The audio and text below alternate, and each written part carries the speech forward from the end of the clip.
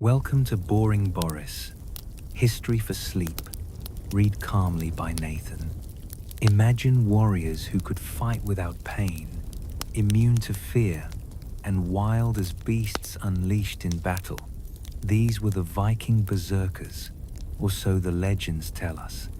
They were said to wear animal skins, to howl like wolves, to bite the rims of their shields, and to strike terror into anyone who faced them. To many, they seemed less like men and more like creatures from another world. But was it really so? Were these berserkers supernatural fighters blessed with otherworldly power, or were they simply ordinary men shaped by the harsh conditions of their time? The truth is far more complicated and far more human than the myths suggest. Tonight we will explore what the sagas say, what archaeology reveals, and how history transformed the berserker from feared warrior to legendary figure. By the end, you may see them not as immortal beasts, but as fragile men caught between myth and memory. So close your eyes, let the story unfold, and drift back to the Viking Age as we uncover what really happened to the berserkers. When most people hear the word berserker, a very specific picture forms in the mind. You may see a towering Viking warrior wrapped in the heavy skin of a bear, eyes wide and wild, mouth open in a roar that shakes both friend and foe. In one hand he carries a massive axe, in the other a round shield with the marks of many battles. The ground trembles as he runs forward, striking terror into those who stand in his way. This picture has lived in our imagination for centuries, reinforced by sagas, paintings, novels, and now modern films and games. The berserker is often shown as more beast than man, a force of nature that could not be stopped. The name itself adds to the power of the image. Scholars have debated its meaning. Some point out that berserker may come from bear shirt, meaning a warrior who wore the hide of a bear into battle. Others argue it could mean bear shirt, a fighter who went without armor, trusting in his rage to protect him. In both cases, the image is striking. Either he is dressed like a beast, or he is so fearless that he enters combat with no armor at all. Both versions suggest someone far removed from the ordinary men who made up the Viking raiding parties. In the sagas written centuries after the Viking Age, berserkers are described in dramatic ways. They are said to howl like wolves, to foam at the mouth, to bite their shields until their teeth broke, and to become stronger than many men combined. Some sources even say they were unaffected by fire or iron, as though no weapon could cut them. These descriptions make them sound supernatural, like creatures from folklore rather than soldiers of flesh and bone. Such details fed the imagination of later generations who were eager to believe in a race of super warriors. Modern culture has embraced this image with enthusiasm. In fantasy, literature, and role-playing games, the berserker is a character class known for reckless strength and frenzied attacks. In films about the Vikings, there is often at least one scene showing a wild-eyed fighter who loses himself in bloodlust, mowing down enemies as though possessed. Heavy metal bands use the word berserker to suggest unstoppable fury and primal power. Even video games portray them as human storms, trading defense for devastating offense. Yet, when we step back from these powerful images, questions arise. Could such men have really existed in the numbers the legends suggest? Could they truly fight without pain, ignoring wounds that would cripple an ordinary soldier? Could they resist fire and iron as some stories claim? It is easy to see how the terrifying picture of a berserker served as propaganda. If you were an enemy hearing rumors of these warriors, you might feel fear before the battle even began. The berserker image also served a cultural purpose within Viking society. The Norse world was full of animal symbolism. Warriors compared themselves to wolves, bears, and eagles. To take on the spirit of a beast was to step into a higher state of power, closer to the gods and their own fury. Odin himself, the chief of the Norse gods, was said to inspire warriors with rage and madness in battle. The berserker, whether real or exaggerated, was a perfect reflection of that belief. He was the man who left behind human limits and entered a divine frenzy. For common people, this image was both terrifying and fascinating. To stand near such a man must have been frightening. To know that he fought on your side might have been reassuring, yet also unsettling. After all, if he could lose all sense of self in battle, could he be trusted when the fight was over?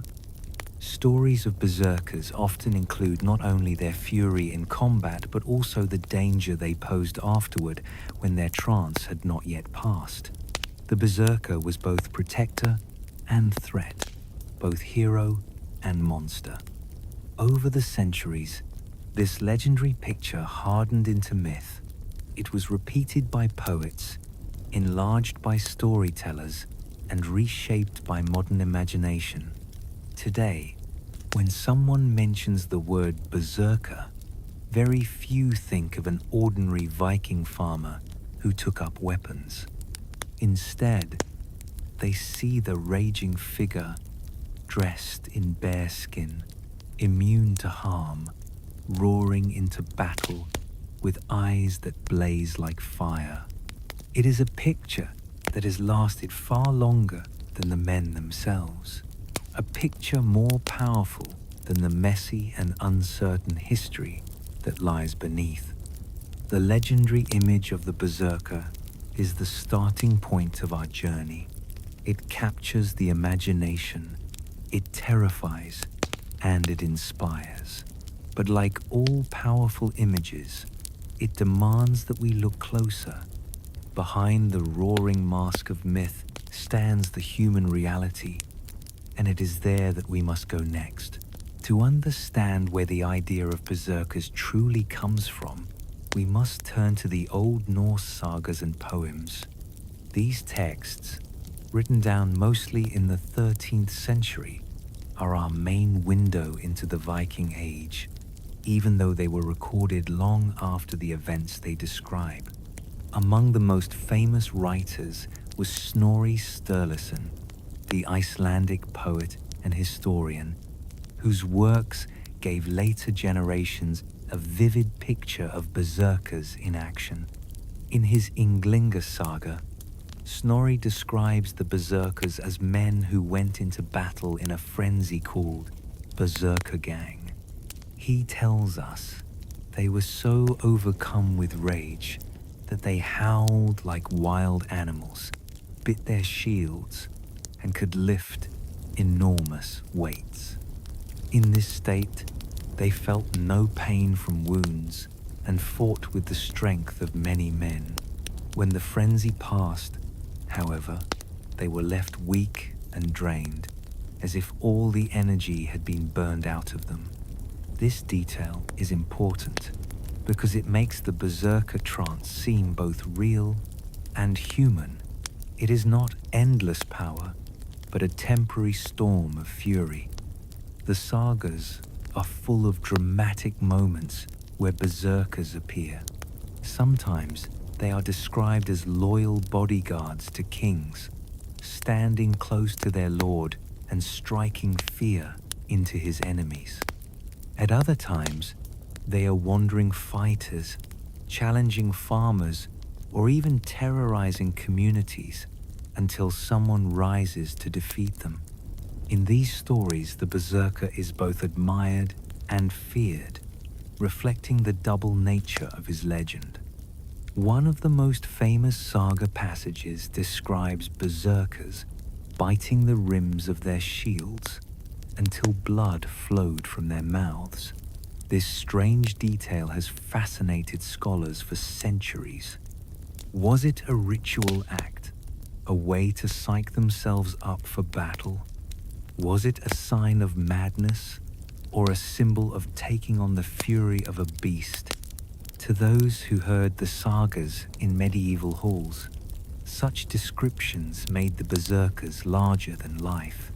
Another theme in the sagas is the connection between berserkers and animals. They are sometimes called bear warriors or wolf warriors, and in poems they are said to have the strength of bears and the ferocity of wolves. This fits with the Norse habit of using animal symbols to represent human qualities. A bear was a symbol of unstoppable power, while a wolf was a symbol of cunning and fury. To call someone a bear warrior was to say he had stepped beyond human limits and into the realm of myth.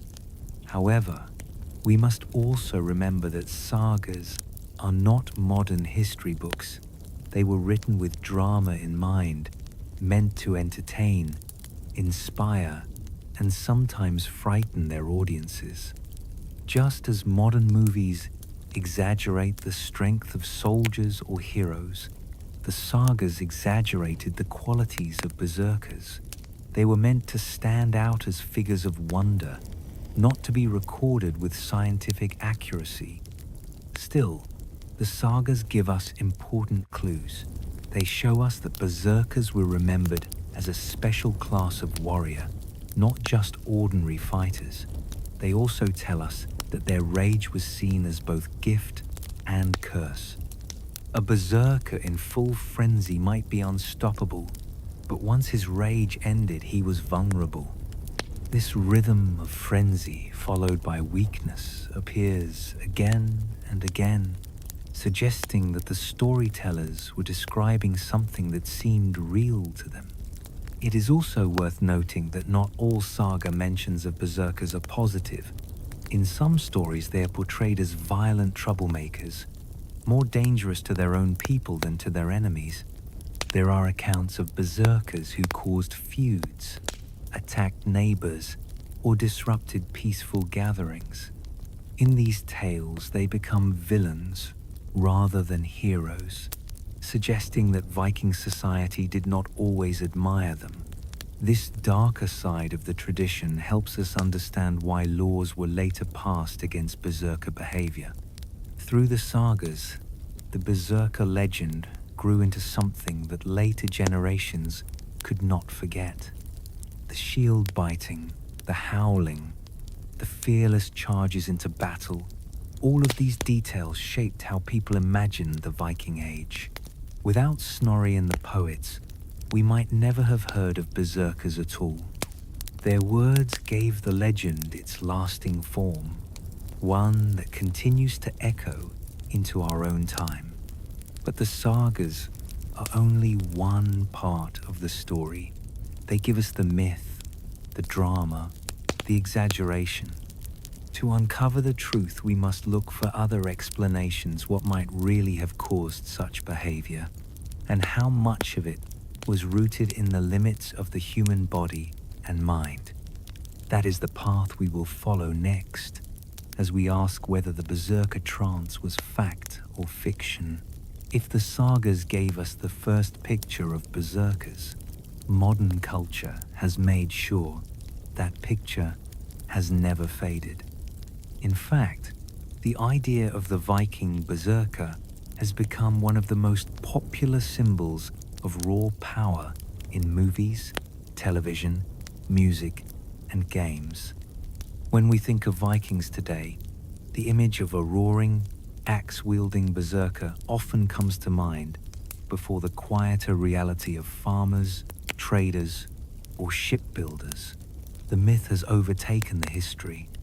In comic books, the berserker is often drawn as larger than life, with muscles like stone and an expression of unending rage. The skin of a bear or wolf may hang from his shoulders, making him look half human, half beast. Artists exaggerate his size and his ferocity to show that he is not just another warrior, but something closer to a monster. These images have shaped generations of readers, convincing many that the berserker was an unstoppable force. In movies, the berserker has been used as a dramatic figure to heighten battle scenes.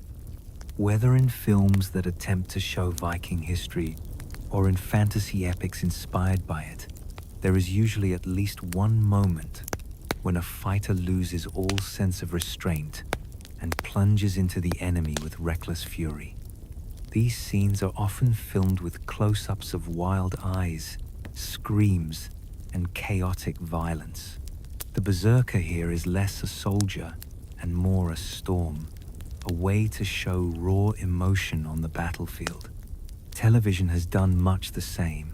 Popular series about Vikings or medieval warfare almost always include a berserker character, someone whose frenzy makes him both feared and admired by others. This figure is often written as unpredictable, dangerous even to his own allies, yet valuable because of his terrifying strength. Through such portrayals, the berserker has become a symbol of the untamed side of humanity, the part that cannot be controlled by rules or reason. Music, too, has taken hold of the berserker legend. Heavy metal bands use the name as a way to suggest power, chaos, and defiance. Album covers and lyrics are filled with images of warriors who cannot be stopped, who fight beyond the limits of pain and fear.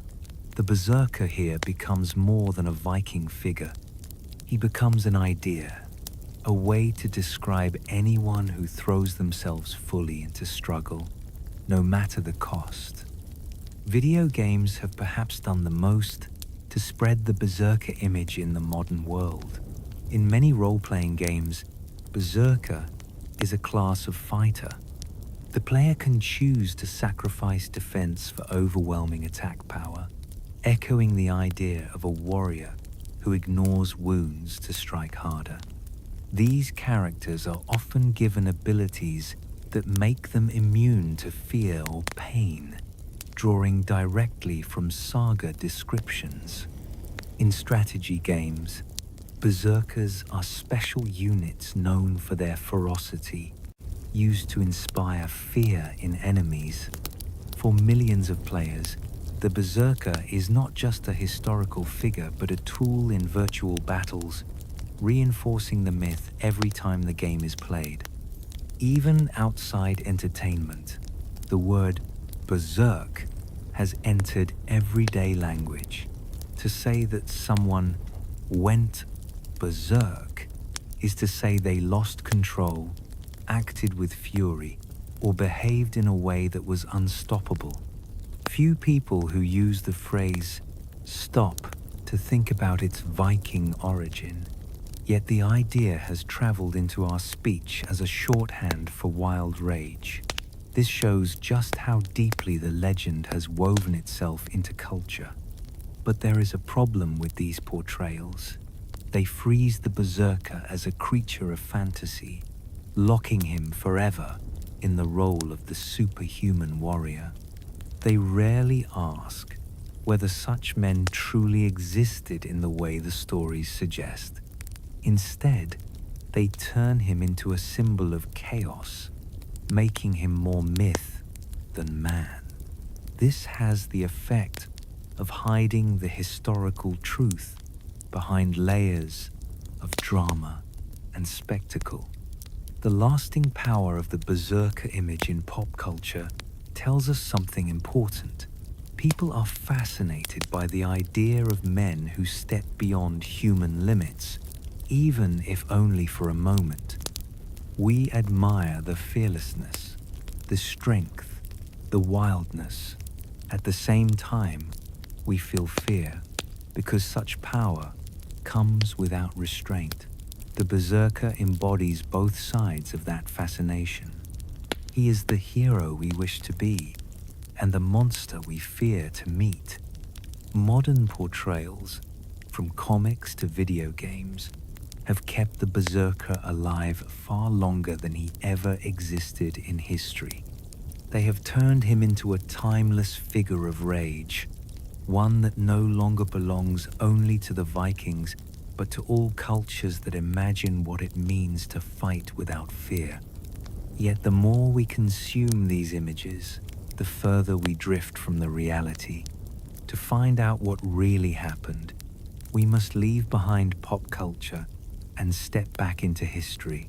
The image of the berserker has grown so powerful that it often feels more like myth than memory.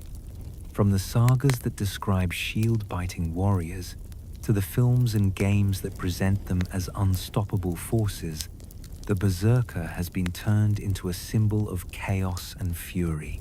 But history demands more than symbols.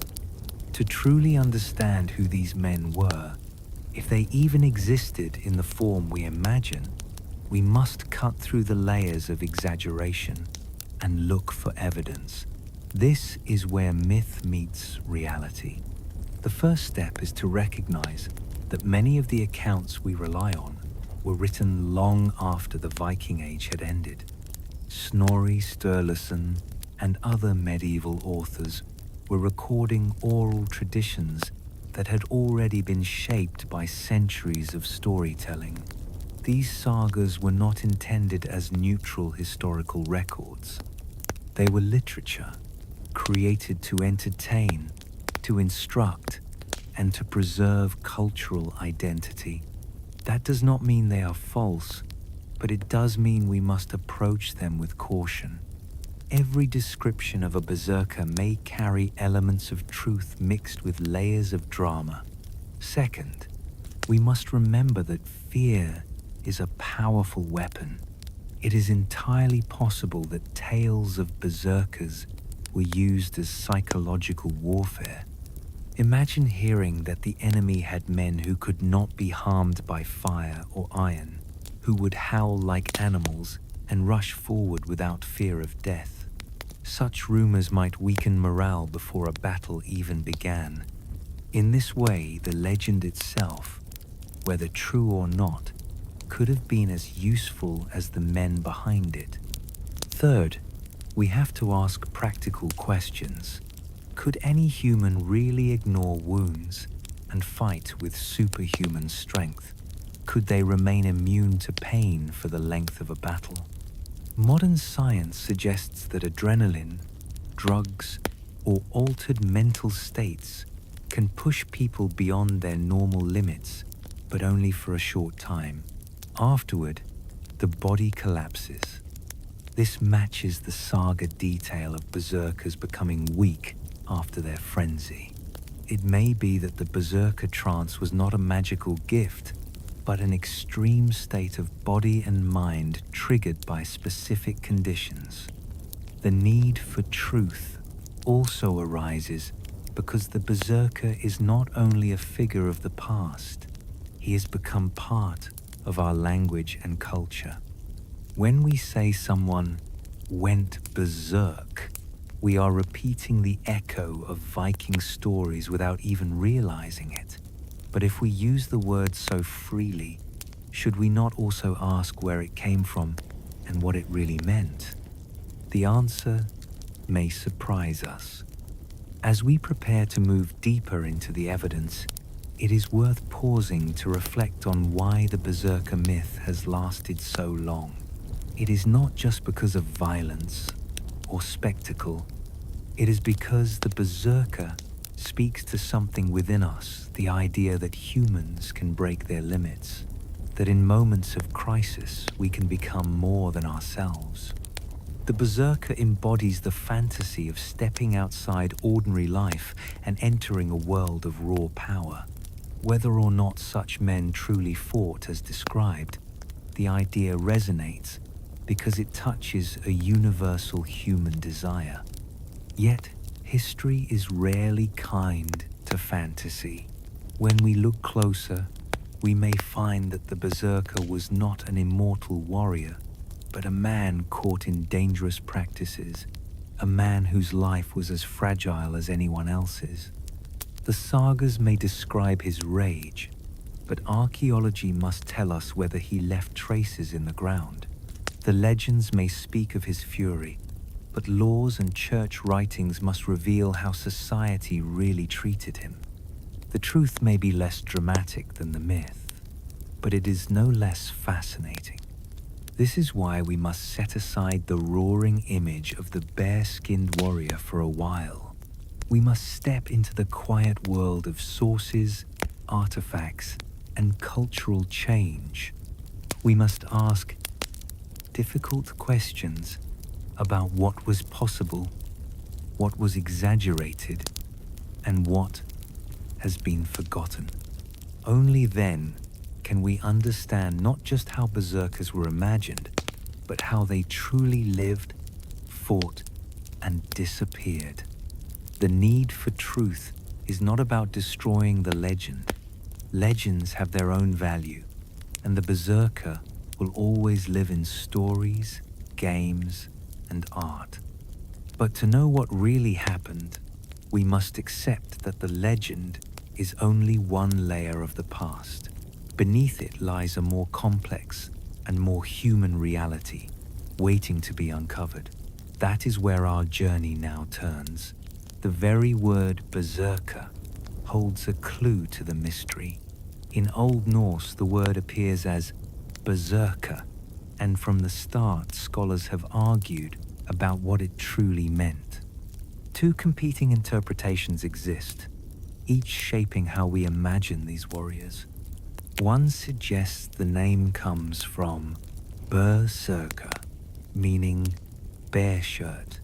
The other suggests it comes from berserker, meaning bear shirt, or without armor. Both readings are possible, and both tell us something about the symbolism surrounding these figures.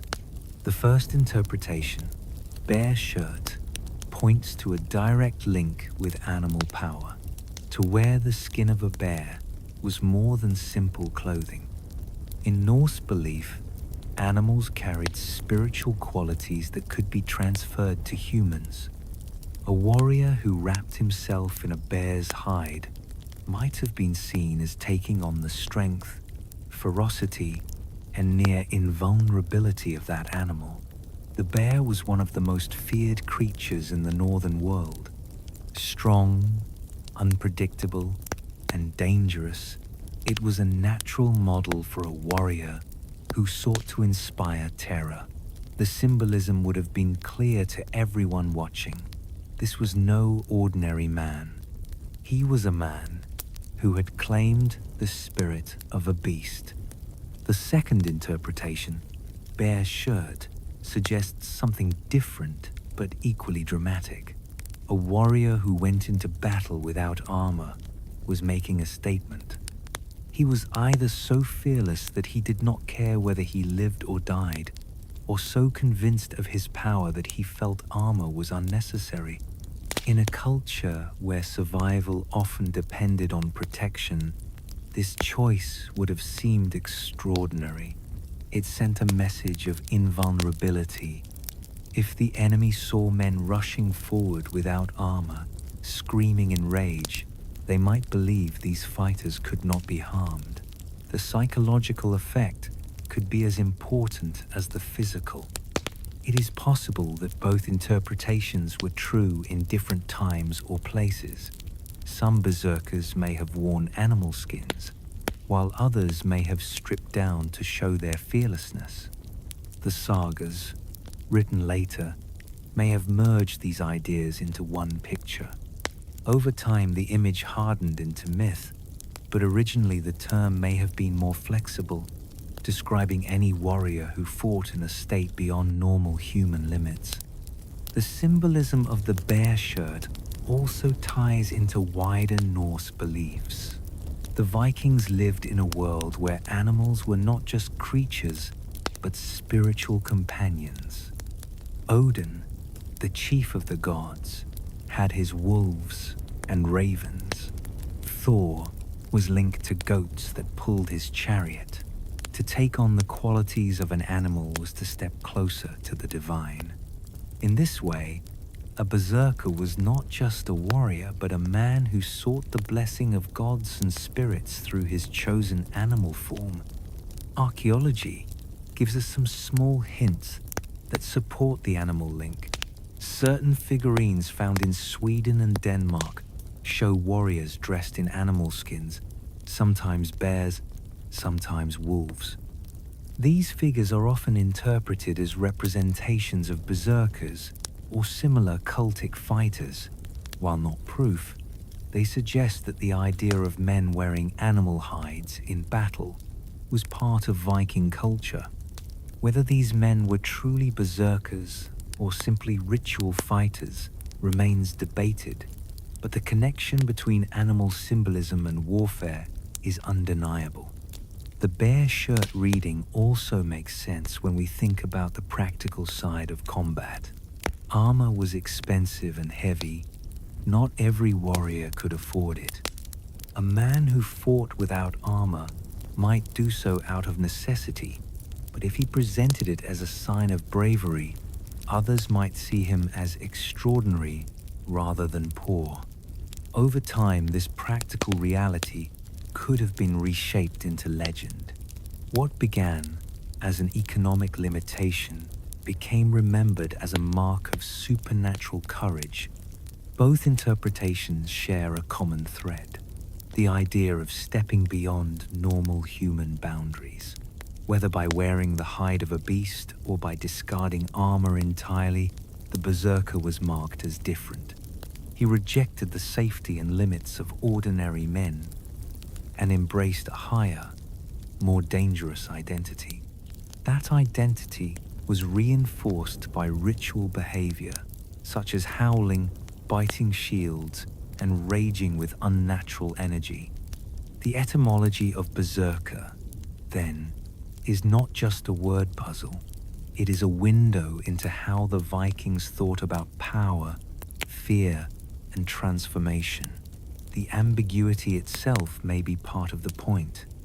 The berserker was meant to blur boundaries between man and beast, between life and death, between reason and frenzy. The very uncertainty of the word reflects the uncertainty of the figure it describes. As we move forward, we will see how these symbolic choices played out in the accounts of berserkers in battle. The name gives us the outline, but the sagas and sources fill in the details of how these men behaved when the frenzy took hold. The sagas do not simply name the berserkers. They describe their strange and terrifying behavior in vivid detail. These accounts are among the most striking parts of Viking literature, and they form the foundation of the berserker legend that survives today. If we want to understand how the image of the berserker grew so large, we must look carefully at these dramatic descriptions. One of the most famous details is the act of shield biting. According to several sagas, when berserkers prepared for battle, they would sink their teeth into the edges of their wooden shields, biting so hard that blood flowed from their mouths. To modern readers, this may sound like pure theater, but to the audience of the sagas, it was a powerful symbol. It showed that the berserker had lost his connection to ordinary human behavior. He was no longer acting as a man, but as a beast in frenzy. The shield, normally a tool of defense, became an object of violence itself. Other accounts describe berserkers as howling like wolves or roaring like bears. Their voices were said to carry across the battlefield, filling enemies with fear. The sagas claim that ordinary men could not stand against such a display. To hear an opponent screaming like an animal, with eyes wide and foam at the mouth, would be enough to shake the courage of even the bravest soldier. These sounds were not only for intimidation, they may also have been ritual ways to push the warrior into a trance, using rhythm and breath to alter his state of mind. The berserkers were also said to become immune to ordinary weapons. Some sagas claim that fire and iron had no effect on them while their frenzy lasted. Swords could not cut them, spears could not pierce them, and even flames would not harm them. To enemies, this must have seemed like supernatural power. But when we read these accounts today, we must ask whether this was literal truth or poetic exaggeration. A man filled with adrenaline may not feel wounds at first, and in the chaos of battle, it may have seemed that nothing could bring him down. Later, storytellers could have turned this impression into a statement of invincibility. Another detail that appears again and again is the superhuman strength of berserkers. They are described as lifting massive stones, tearing apart shields, or fighting many men at once.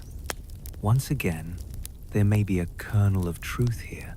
In moments of intense stress, the human body can perform feats that seem impossible under normal conditions. Modern science records cases where adrenaline allowed people to lift weights far beyond their usual ability. The sagas may have preserved memories of such moments, reshaped into tales of constant superstrength. The frenzy itself was described as a kind of madness. Berserkers were said to lose all sense of reason, attacking both friend and foe until the rage left them. When the frenzy ended, they collapsed, weak and drained. This pattern is important. It suggests that the berserker state was temporary, perhaps lasting only minutes or hours.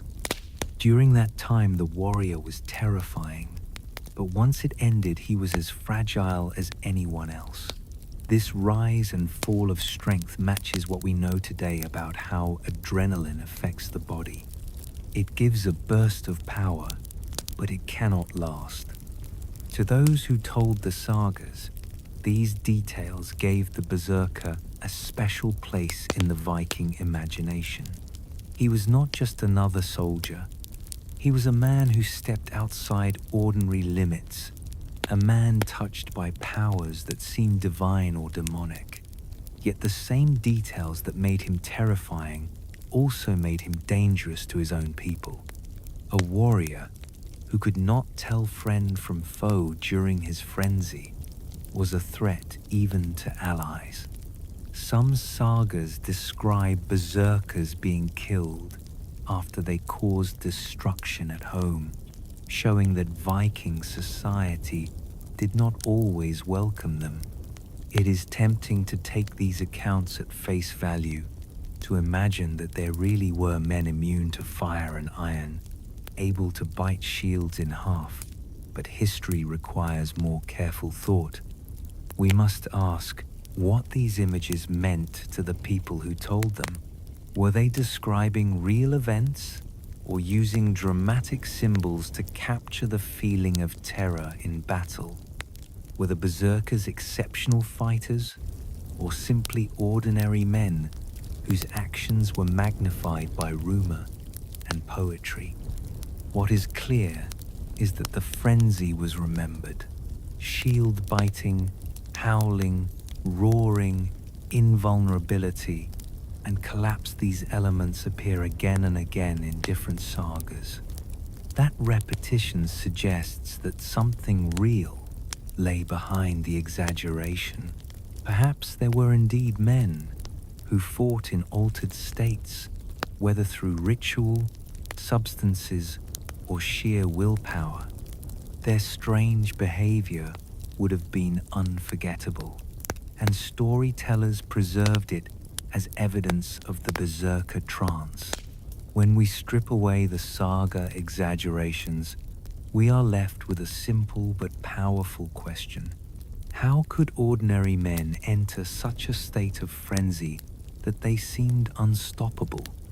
Modern historians, anthropologists, and scientists have offered several theories. None of them fully explains every detail, but together they help us understand how the berserker trance might have worked in reality.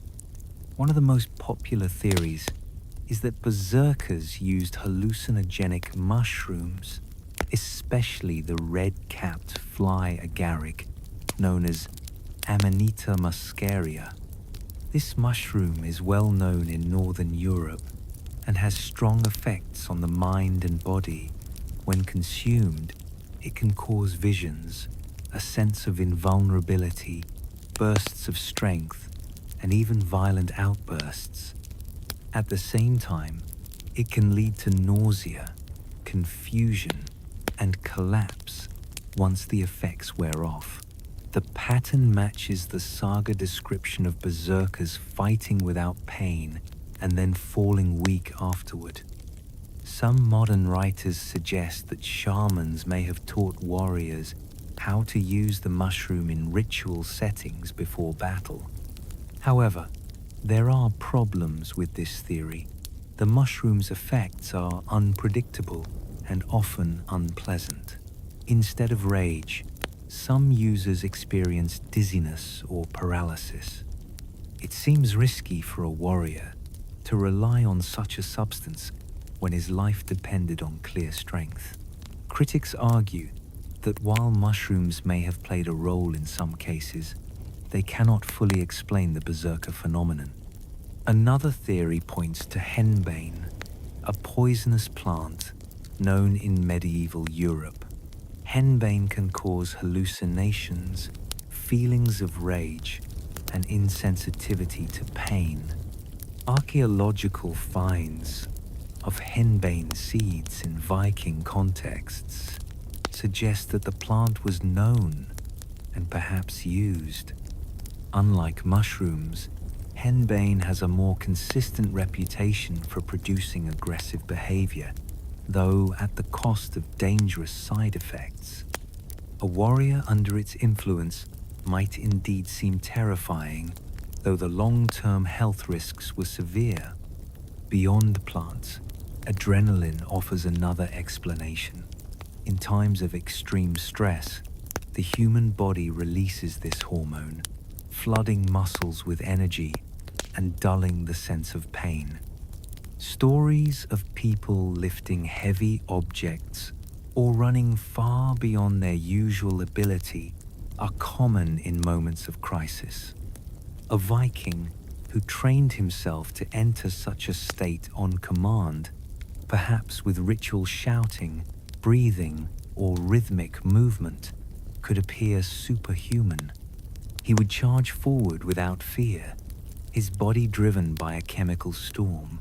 When the surge ended, he would collapse, just as the sagas describe. This connects to the idea of psychological conditioning. Warriors may have prepared for battle through rituals designed to break down fear and unleash aggression. Shield biting, howling, and animal mimicry may have been methods to push the mind into a trance, similar to techniques used in other warrior cultures. For example, some groups around the world have used dance, drumming, or chanting to summon courage and alter states of consciousness before combat.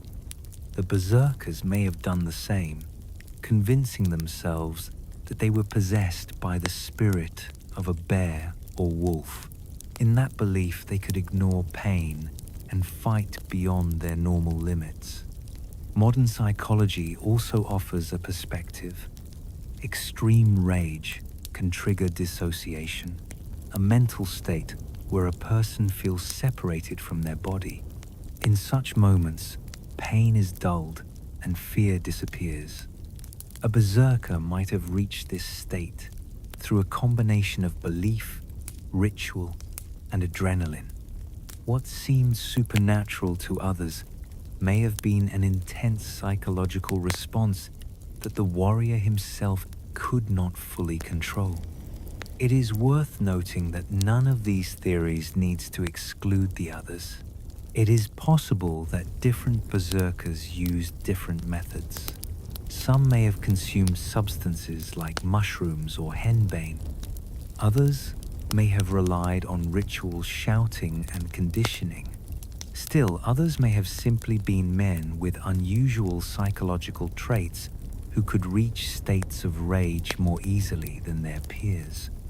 Over time, these different practices could have been blended together in memory, creating the single image of the berserker trance. The truth is likely to have been messy and varied. Real men, facing real dangers, used whatever tools they could to overcome fear and gain strength. Later, storytellers smoothed those realities into the dramatic image of the berserker. The frenzy may not have been magic, but it was powerful enough to leave a mark on history. Theories of the trance remind us that behind the myth were human bodies and minds, fragile yet capable of astonishing extremes. Whether through plants, hormones, or ritual, the berserkers found ways to step outside ordinary limits, even if only for a short time. That was enough for their enemies to fear them and for poets to remember them. But this power came at a cost. The frenzy could not last, and the toll on body and mind must have been heavy. The sagas describe the berserker trance as a storm of strength and fury, but they also hint at the cost. Again and again, we are told that once the frenzy ended, the warrior collapsed. His body became weak, his energy gone, as though every spark of life had been burned out in a single blaze. This detail, repeated across many accounts, reminds us that the berserker state was not a gift freely given. It came with a price, both physical and mental, that could not be ignored. From a physical point of view, the toll makes sense. A body driven by extreme adrenaline burns through energy at a dangerous rate. Muscles tear more easily, the heart strains, and pain signals are suppressed until the surge ends. When it does, every wound and bruise that was ignored suddenly becomes real. A man who seemed unstoppable in battle might afterward be covered in injuries, some minor, some fatal, but all hidden beneath the mask of rage until the moment of collapse. The short-term gain of strength was always balanced by the risk of long-term damage. If substances like mushrooms or henbane were involved, the toll grew even heavier. These plants could cause nausea, confusion, trembling, or even organ failure. A warrior who relied on them too often might suffer lasting health problems or shorten his life dramatically. The sagas do not tell us about the slow decline of such men, but it is easy to imagine that many berserkers did not live long, even if they survived the battlefield. Their bodies were pushed beyond safe limits again and again, and the human frame can only endure so much. The mental cost was just as high. Entering a trance of pure rage meant losing control of reason. The berserker risked attacking friend as well as foe, a danger noted in several stories. This would have strained his place within the community. A warrior who could not be trusted after the fight was a liability, no matter how fierce he was during it. Some sagas show berserkers as villains, men who brought violence into peaceful settings.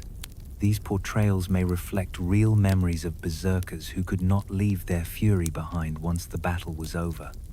There is also the psychological burden of living as someone defined by rage. A man who built his identity around frenzy might feel hollow without it. When the trance ended and weakness followed, he may have felt shame or despair. The cycle of rage and collapse could have been both addictive and destructive.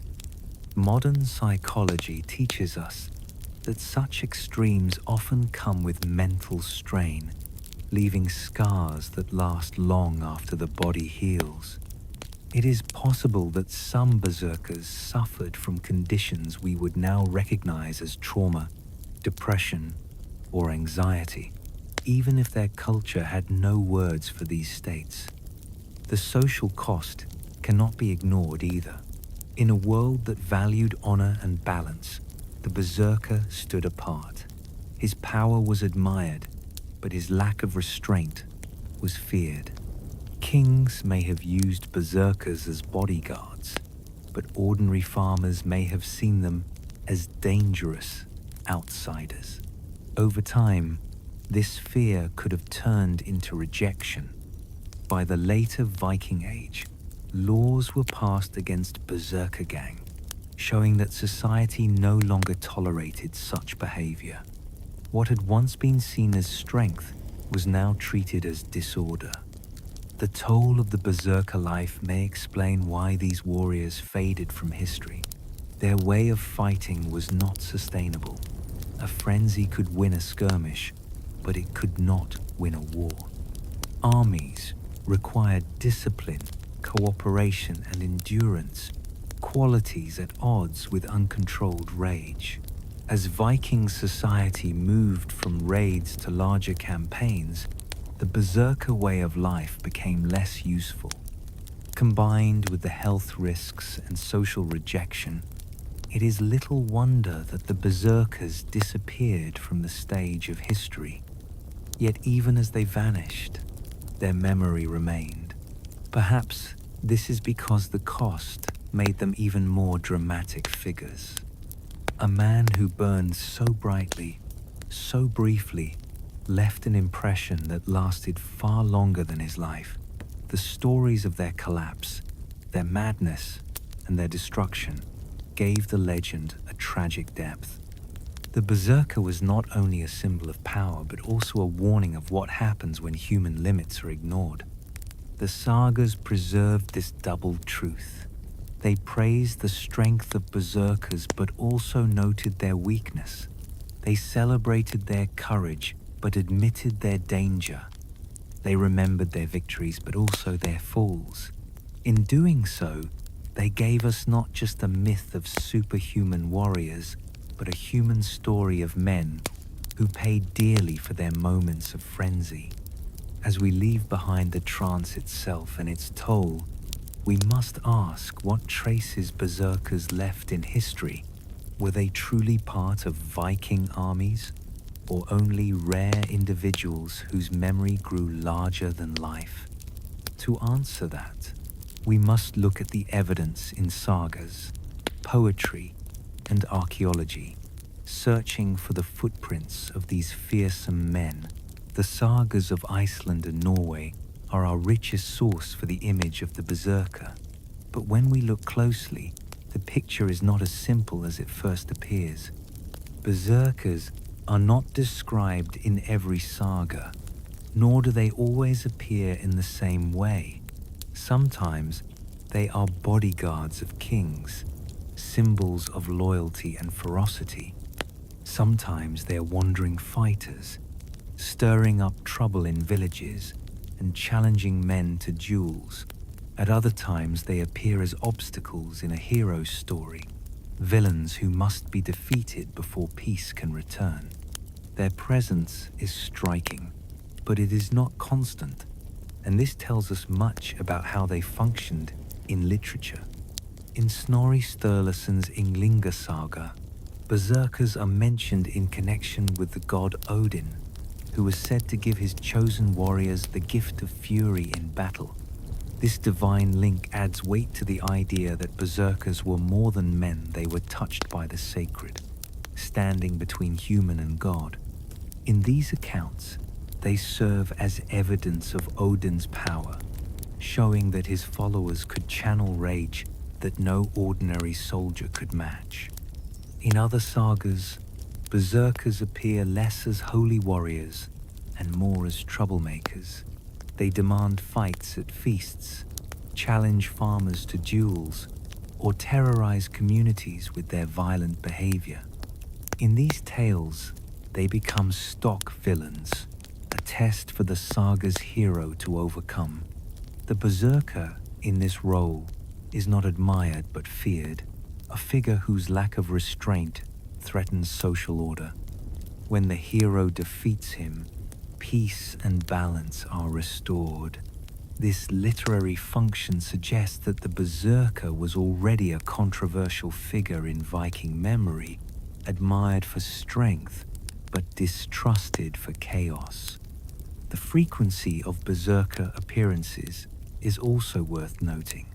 While many people today imagine that every Viking warband had berserkers, the sagas do not support this. Mentions are scattered, often appearing in specific dramatic episodes rather than as everyday reality. This suggests that berserkers may have been rare individuals, not a regular part of Viking armies. The legend grew large, but the historical footprint may have been small.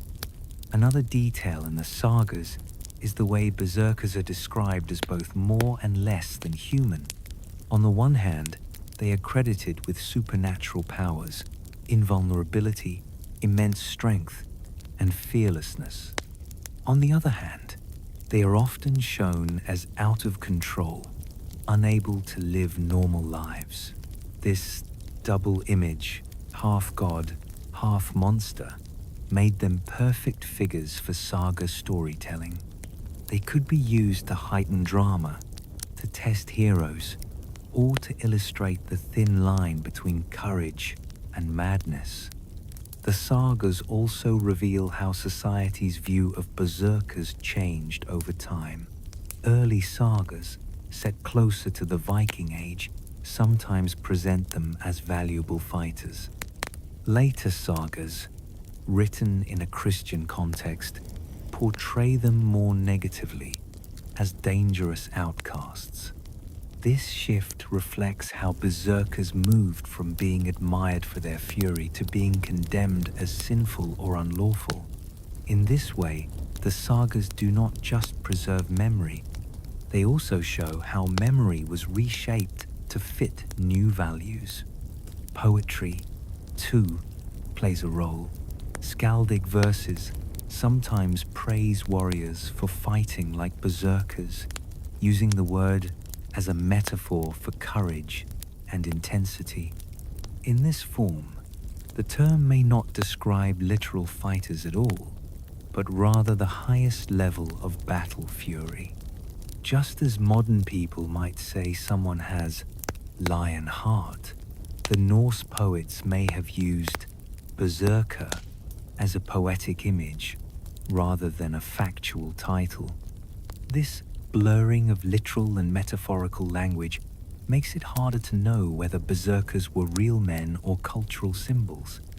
What we can say is that the sagas treated berserkers as extraordinary. They were not ordinary farmers who picked up swords, nor even regular warriors. They belonged to a special category, marked by difference. Whether admired, feared, or hated, they were always set apart. This separation helped the stories achieve their dramatic purpose, but it also makes it difficult for historians to judge how common or rare such men were. The literary function of berserkers tells us that they were remembered less as historical figures and more as symbols of extremes. They embodied the boundary between courage and chaos, between divine power and human weakness. Their role in the sagas was flexible, shaped to fit the needs of each tale. Sometimes they were allies, sometimes enemies, but always larger than life. This means that when we read the sagas today, we must be careful not to confuse drama with data. The berserker of literature may not match the berserker of history. To find the truth, we must turn to other kinds of evidence: archaeology, law codes, and the social changes of the Viking Age. These may help us see whether berserkers existed as real warriors, or whether they lived only in the minds of poets and storytellers. While the sagas give us words, archaeology offers us objects. If berserkers were real warriors, we might expect to find traces of them in graves, carvings, or artifacts. Yet the evidence is thin, and what we do have is often open to debate. Still, some clues suggest that the berserker image was rooted in practices that left marks on the material world. One of the strongest clues comes from small figurines found in parts of Scandinavia, especially Sweden. These figures, carved in metal, sometimes show warriors wearing animal skins, most often bears or wolves. In one well-known example, a warrior figure holds a spear and appears to wear a bear hide over his body. Scholars have linked these to berserkers, arguing that they represent fighters who took on the spirit of animals in battle. Others caution that the figures may be purely symbolic, perhaps representing gods or mythical beings rather than real men. Either way, they show that the image of animal-clad warriors existed in Viking culture. Burial sites also provide interesting evidence. In several Viking graves, archaeologists have found weapons buried alongside animal remains, such as bear claws or wolf teeth. These items may have been intended as protective charms, symbols of strength, or reminders of the deceased warrior's identity. If the man buried there was a berserker, the inclusion of animal parts would make sense, linking him to the beastly power described in the sagas.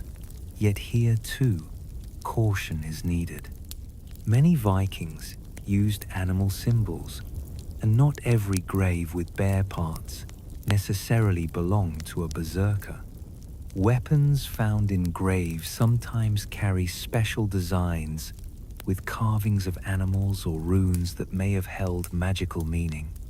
A sword with a wolf's head or a shield decorated with a bear could have been used by a warrior who saw himself as aligned with that animal's spirit.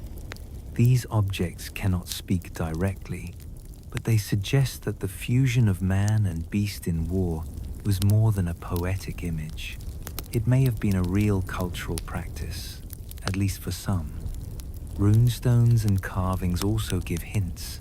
Some stones depict warriors in ritual poses, holding weapons and wearing cloaks that could be interpreted as animal hides.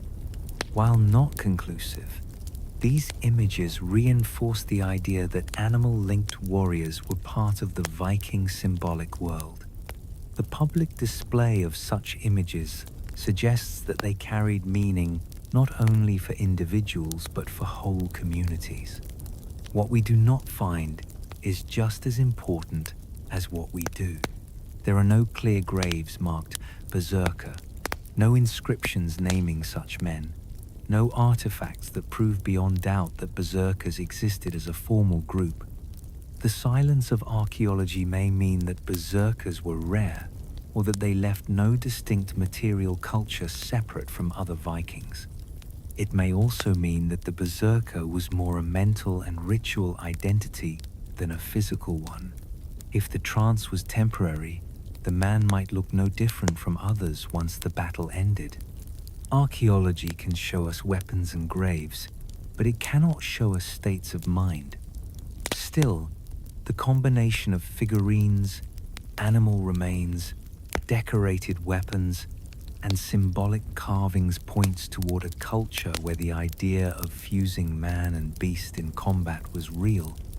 Even if we cannot prove that these men were the berserkers of saga fame, we can say that Viking society valued animal power as part of warfare. The bear and the wolf were not just feared predators, they were models for human warriors seeking strength and ferocity. This evidence also helps explain why the berserker myth lasted so long. The sagas did not invent the idea from nothing. They built on symbols and practices that were already present in Viking culture. When a storyteller described a warrior who wore a bear skin and fought like a beast, his audience would have recognized the image from objects, rituals, and perhaps even living memory. The legend may have been exaggerated, but it was rooted in real cultural soil. In the end, archaeology cannot give us certainty, but it can show us that the world of the Vikings was filled with symbols that blurred the line between man and animal, between fighter and beast. In that blurred space, the berserker lived, whether as a rare man who entered trance states or as a cultural figure given life by ritual and imagination. The sagas and archaeology together leave us with a partial picture. To complete it, we must consider the broader changes in Viking warfare and society. For even if berserkers once had a place, the rise of organized armies and new tactics would eventually make their role difficult to sustain. The Viking Age began with small-scale raids, swift strikes on coastal villages and monasteries. In these early days, a handful of ships with a few dozen men could change the fate of an entire settlement.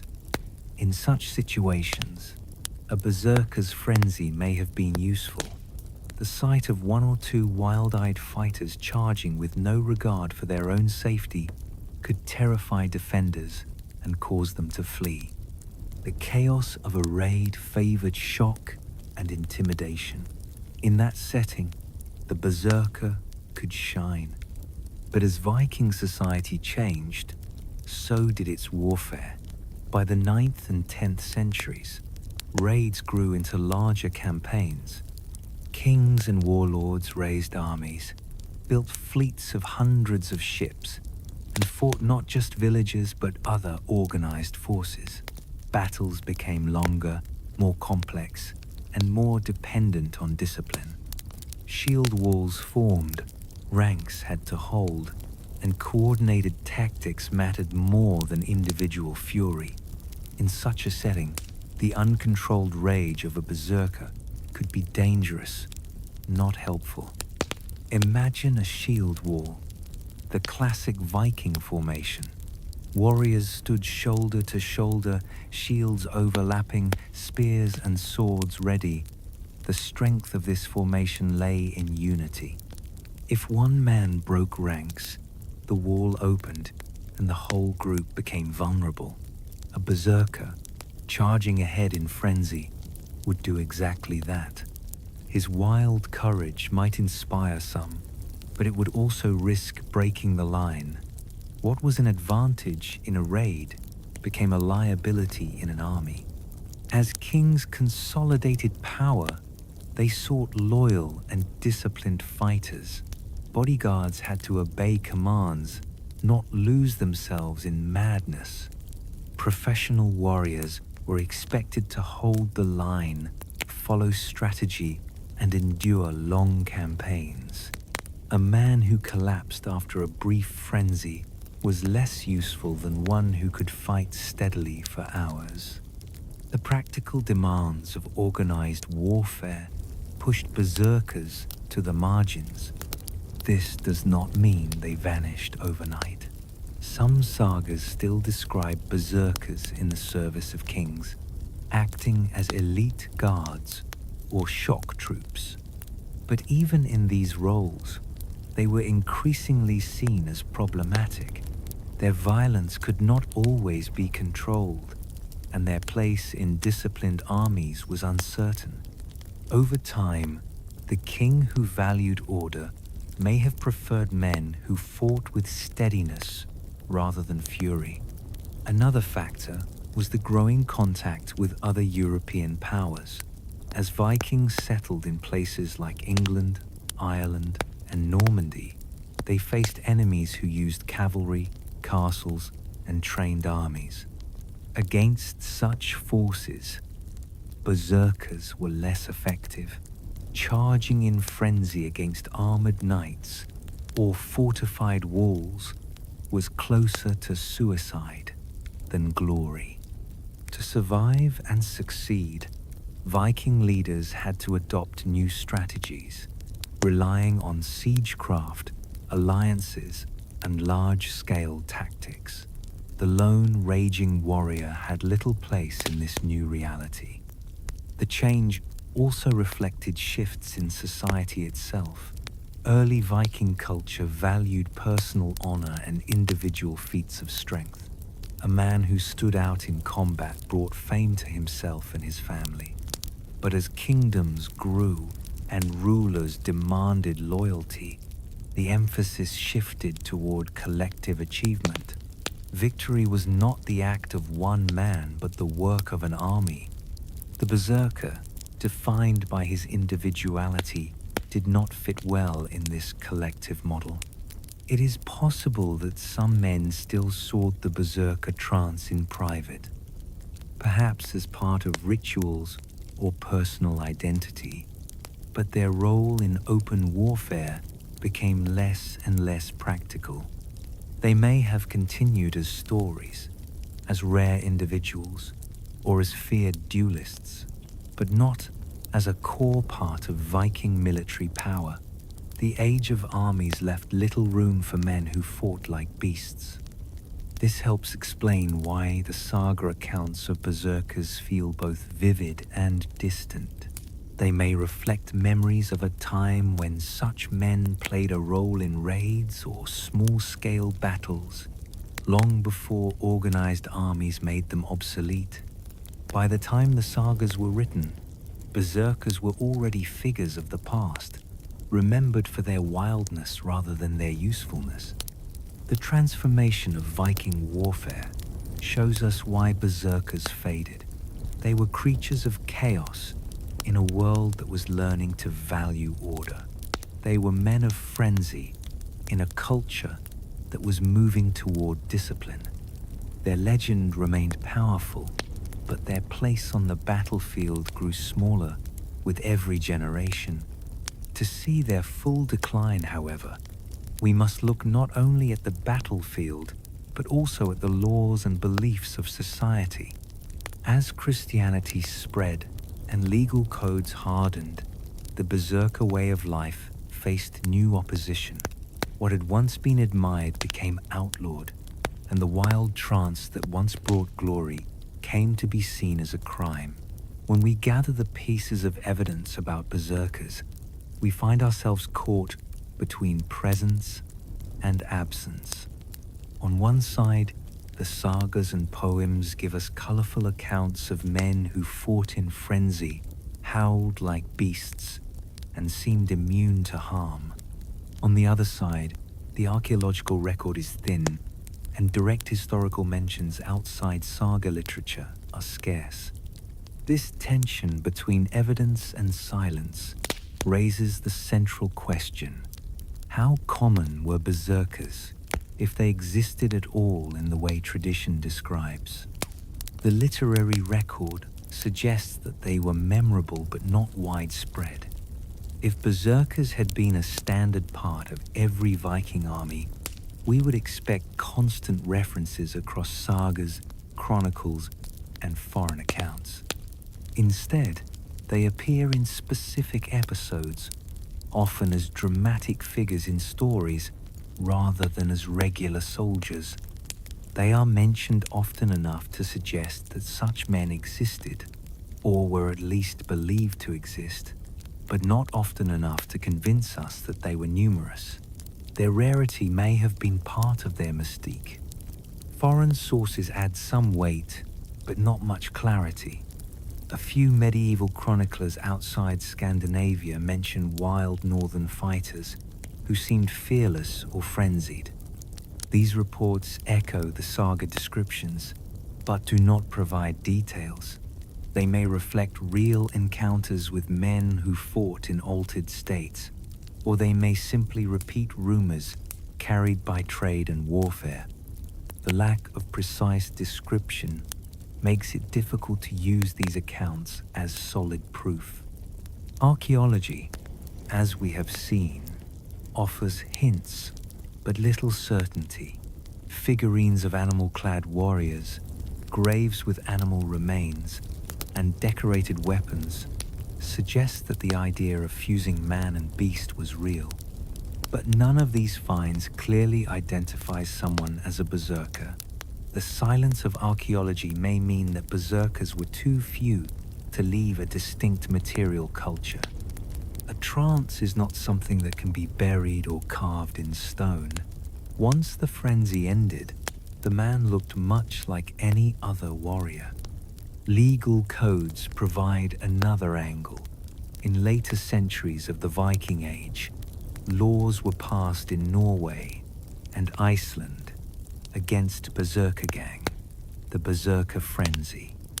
These laws outlawed the violent outbursts that berserkers were known for, treating them as unacceptable in an ordered society. The very need for such laws suggests that some people were still practicing berserker behavior. Yet the fact that the laws were written also hints that these people were disruptive minorities, not respected warriors. If berserkers had been central to armies, rulers would have celebrated them, not banned them. All this evidence points toward the same conclusion. Berserkers, if they were real, were rare. They may have been individuals or small groups who developed trance techniques, perhaps mixing ritual, belief, and substances. They may have impressed or terrified others so deeply that their memory grew larger than their numbers. In storytelling, rarity often becomes exaggeration. A handful of men could become an army in legend. The silence of evidence is just as important as the presence of it. When thousands of Viking graves have been studied but none clearly identifies a berserker, that silence speaks. When foreign chroniclers describe Viking raids but rarely mention berserkers, that silence speaks as well. It does not mean they never existed, but it does mean they were not as common as modern imagination suggests. There is also the possibility that berserkers were never meant to be understood literally. The term may have been used metaphorically in poetry to praise warriors who fought bravely. Over time, metaphors can harden into myths. What began as a poetic image may have been remembered as fact. This blurring of language is one reason the historical footprint is so difficult to trace. In the end, the balance between evidence and silence leaves us with a paradox. The berserker is one of the most famous images of Viking culture, yet the actual men behind the image may have been vanishingly few. Their rarity, combined with the power of the stories told about them, may explain why they became legends. They stood out precisely because they were unusual. The question of how rare berserkers were cannot be answered with certainty, but the weight of evidence suggests they were exceptions, not the rule. They were men who fought on the edges of society, whose actions impressed some and horrified others. The sagas preserved their memory, but history reminds us that memory is selective. As we leave behind this uncertain picture, we must now consider what happened when berserkers clashed with the changing values of Viking society. For even rare men can have a strong impact, and the reaction of law and religion to the berserker way tells us how their legend began to fade. As Viking society grew more complex, the wild fury of berserkers began to clash with the need for order.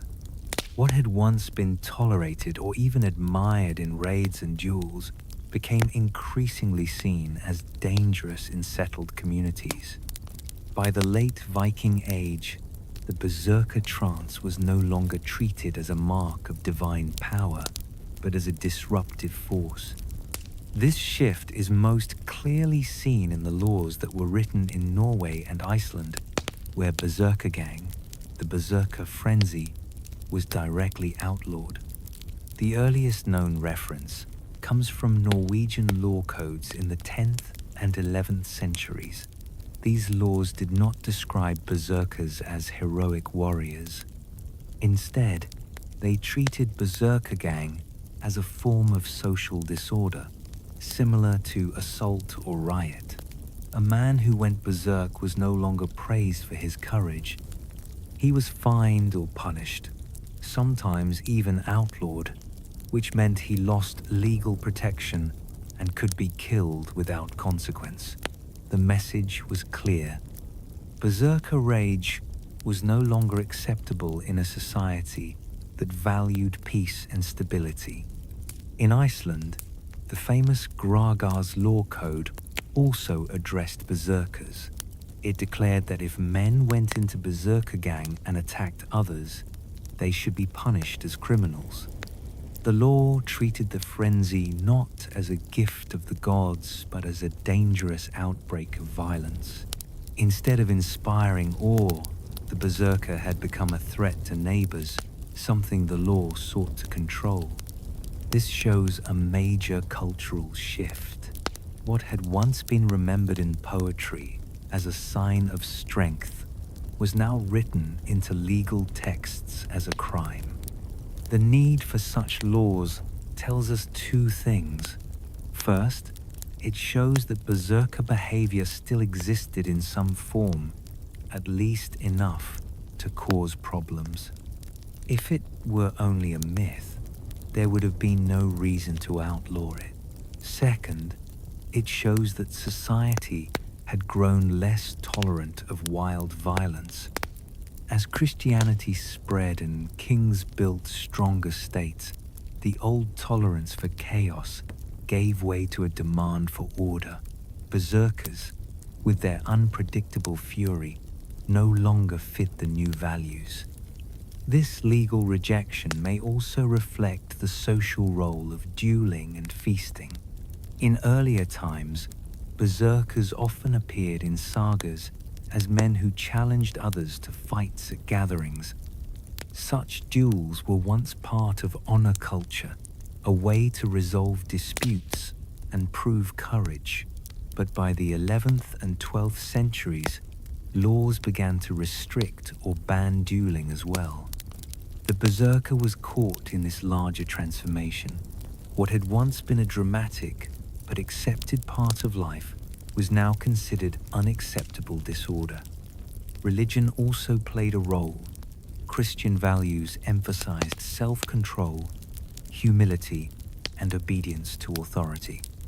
The berserker embodied the opposite: loss of control, pride in personal strength, and disobedience to social norms. Church leaders likely saw berserkergang as sinful or even demonic possession.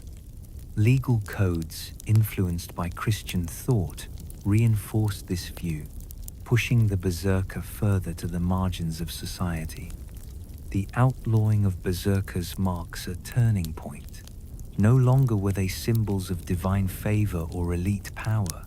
They were redefined as criminals and outcasts. This legal condemnation did not erase the stories, but it shaped how those stories were told. In later sagas, berserkers appear more often as villains than as heroes, reflecting the way society now judged them. It is important to note that outlawing did not mean immediate disappearance. Cultural habits change slowly. Some men may have continued to seek the trance in secret, perhaps in small groups, or rituals. But the law made clear that such behavior would no longer be tolerated publicly. Over time, this pressure eroded the place of berserkers in Viking society. They faded from daily life and lived on mainly in memory and myth. The fact that berserkergang was outlawed also helps explain why berserkers left so little direct evidence in archaeology. Once condemned, the practice may have been hidden or denied. Families would have had little reason to celebrate a berserker ancestor in graves or monuments. Silence became part of survival, and legend became the main place where the berserker lived on. Thus, the laws of Norway and Iceland give us one of the clearest historical signals about berserkers. They tell us that such men were real enough to cause disruption, but rare enough to be treated as exceptions. They tell us that society moved from admiration to rejection, from tolerance of chaos to insistence on order, and they show us that the berserker way, once central to the imagination of battle, was finally pushed to the margins of law and culture. As we continue, we must ask how religion deepened this change, for the rise of Christianity did more than shape laws. It reshaped the very way people thought about rage, violence, and the human soul. The Viking Age was not only a time of warfare and raiding, it was also a time of profound cultural transformation as Christianity spread across Scandinavia. This new faith brought with it a new way of thinking about violence, the body, and the soul. In the Old Norse worldview, a berserker's frenzy might be seen as a gift from Odin, a divine madness that gave strength in battle. In the Christian worldview, the same frenzy was dangerous, sinful, and even demonic. This shift in interpretation played a major role in the decline of the berserker tradition. For the Norse pagans, battle fury could be sacred. Odin himself was said to send madness to his chosen warriors, filling them with uncontrollable rage. To fight in trance was to be close to the god, to blur the line between human and divine. A berserker in this setting was frightening, but he also carried a kind of religious authority. His rage was proof that the gods were present. Christianity reversed this meaning. Where the old faith saw divine blessing, the church saw demonic influence. Loss of self-control was not a sacred gift but evidence of sin. Rage was one of the deadly vices, a failure to discipline the soul. A man who bit his shield and howled like an animal was not touched by Odin but possessed by dark forces. To Christian priests and bishops, the berserkergang was not a form of holiness but a sign of corruption. This reinterpretation had practical consequences. Once Christian values became dominant, berserkers could no longer claim social respect. Their behavior was cast not as courage but as sin, not as divine trance but as dangerous madness. Church sermons and laws reinforced this idea, teaching communities to fear and reject berserker rage. The same acts that once brought fame now brought shame. The church also emphasized obedience and order, qualities directly opposed to berserker behavior. Christianity valued the soldier who fought under command, the monk who prayed in discipline, and the ruler who governed with law. The berserker embodied chaos, disobedience, and loss of reason. In Christian moral teaching, such men threatened not only social stability, but also salvation itself. To live as a berserker was to live outside the path of grace. This shift can be seen in how later sagas portray berserkers. Written in a Christian context, they often cast berserkers as villains rather than heroes. These men become obstacles for Christian kings or noble figures to defeat. Their wildness is framed as dangerous excess, a warning of what happens when men surrender to rage instead of faith. In this way, the saga tradition itself became part of the Christian project of redefining berserkers as symbols of sin. It is also possible that confessions and church records once contained mentions of berserker behavior, though few survive. In medieval Europe, priests often described violent outbursts as signs of demonic possession. The same language may have been applied to Scandinavian berserkers. To the church, such men needed not celebration, but exorcism. Christianization did more than change ideas. It changed rituals. Pagan rituals that may have fueled berserker trances, such as animal symbolism, ecstatic chanting, or drinking to Odin, was suppressed or replaced with Christian practices. Without the old religious framework, the cultural foundation for berserkergang weakened. What had once been sacred performance became superstition, forbidden by priests and ridiculed by Christian communities. The rise of monasteries and new centers of learning also changed how history was recorded. Christian clerks wrote chronicles and law codes, and their perspective shaped how berserkers were remembered. To them, berserkers were not noble warriors, but outlaws, sinners, or signs of the devil's work. Their writings froze this new interpretation in official memory, ensuring that later generations would see berserkers through Christian eyes. This moral shift explains why berserkers faded so quickly once Christianity took hold. They no longer fit the religious world, the legal order, or the cultural values of the new society. The same frenzy that once seemed divine now seemed diabolical. In a Christian world, there was no honorable place for men who fought like beasts. Yet, even as they declined, berserkers did not disappear from imagination. Their memory survived in sagas, where they could be reshaped as villains. Their legends survived in whispers and fears, as people continued to speak of men who once lost themselves in fury. Christianity may have condemned the berserker, but in doing so, it also helped preserve him as a figure of mystery and warning. The Christian reinterpretation of berserkers was one piece of their decline. Another was the evolution of warfare itself. As armies grew larger and more organized, there was less and less room for men who fought outside discipline. Together, religion and military change sealed the fate of the berserker. The Viking Age did not stand still. As centuries passed, the way Scandinavians fought changed dramatically.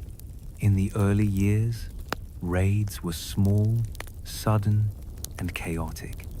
A few ships could descend on a monastery or village, seize treasure, and vanish before defenders could react. In such raids, the sight of a berserker in full frenzy might have been terrifying and effective. Chaos favored chaos, and wild courage could make the difference between victory and retreat. But as Viking leaders grew in power, raids turned into larger campaigns. Armies of hundreds or even thousands of men gathered under kings and jarls. They fought not only farmers and monks, but also professional soldiers of kingdoms like England, Francia, and Ireland. Against such organized resistance, the old methods of shock and terror were no longer enough.